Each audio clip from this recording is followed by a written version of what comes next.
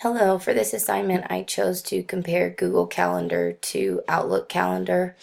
I chose to do this because currently my school uses Microsoft programs, so we have access to Outlook, and I wanted to see the benefits of using Google because I am trying to get my school to switch over. So overall, both calendars are pretty similar to each other. They both allow you to create an event. In Outlook, it is called a meeting, but it serves the same purpose. You can invite others to your calendar. Both calendars allow you to access a video call option, which I have never used through my school, but I do know that that's a feature from the research that I did during this assignment. And you can also change which calendars are visible on your homepage, and there is an app available for both. The main differences that I saw were involved with the sharing option. They both allow you to grant sharing permissions to different people, but Outlook requires a few more in-depth things that you have to go through, like using WebDAV whenever publishing to a web page and using Microsoft Exchange to send as an email attachment. Google allows users to embed their calendar on a website also. So I've never actually created a calendar through either one. Our secretary through our school actually sets up our calendars for us, and pretty much every event through the school is already on there, and I don't personally use it as much as I probably should. But altogether, I see Google being easier to use in regards to sharing the access to other people in my school with parents, students, etc. This is going along with the same thing about sharing. It's similar in both calendars, but Google allows users to share with those outside who do not use Calendar. Although the only bad part about that is in order for you to do so using Google, you have to make it public to everyone. Google allows for a little bit more collaboration in regards to whenever you share with somebody, they can also become an owner as long as you change those settings. And another main difference comes with how you customize the views. Google Calendar offers way more options. And this is where I got my information. So now let's go ahead and look at how you would create a Google Calendar. So I'm just going to go, I'm already logged in through my FHSU Google account. So I'm going to go up here to Google Apps and just click on Calendar. As you can see, I really do not use this very much, but I can see now after researching it a little bit how I can start using it more. I just really wish that my school was on board with Google because this could be very beneficial to students and other staff members. So over here, this is where you can change who all or what calendar you're viewing. And that's pretty much the same for Outlook too. That's what I have access to at school. So let's just say that I want to create a new calendar. So we're going to go to add right here, and we're going to go to new calendar. And I can call this whatever I want. So for this video, I'm just going to call it demo calendar. And you can change your time options. I am in New Mexico, so I'm on Mountain Time.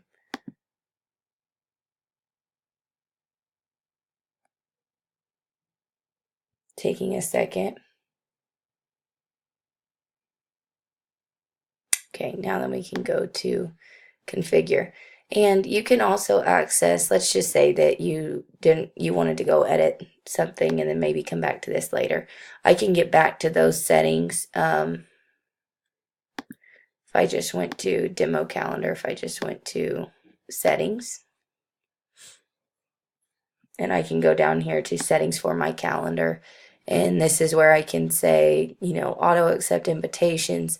This right here is where you can decide how you're going to share with people.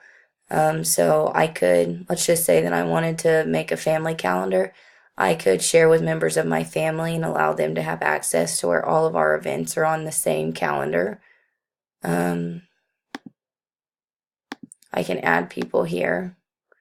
These are all my professors, so maybe I would want to share something with them. But of course, I could just add whoever was in that domain. Um, but this is where you can see that if they're not in FHSU, then I would have to make it available to public. So these are just your settings that you guys could play with. And honestly, you just have to play with them to figure out what you would like to do. Notifications.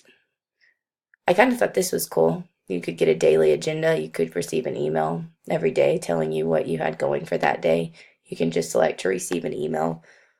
Not that we don't all make little sticky notes and, have itineraries, but if you're good at using your phone and using a calendar electronically every day, then that might be something that was pretty cool to use. I also thought that this was neat, that you could receive an email whenever somebody canceled an event so that you know that you no longer have to go. So let's go back to our calendar and let's create an event. So let's just say that I am on the demo calendar, and I'm going to say that today we have module to do. And I could say that it's due at 11 p.m. my time. Now then, right here is where you would change what calendar it is. So this would be like my personal calendar, and then here's the one that I'm making for this video. More options right here. I also thought that this was kind of neat. Allows you to see guest list, add a location. This would be, I could attach something like if I had something in my drive or something that was shared with me that I wanted to attach and have other people see. This is where I could attach it. But I don't really want to do that right now, so let's just click save. And now then that's on there. Now then, let's just say, oops. I also like that if you scroll through the calendar, you can just go back to click on today and it'll take you right to where you were. I could create an event that has an appointment slot. Like if you wanted to set up for a parent-teacher conference and share with parents to have them fill out appointment slots or something like that.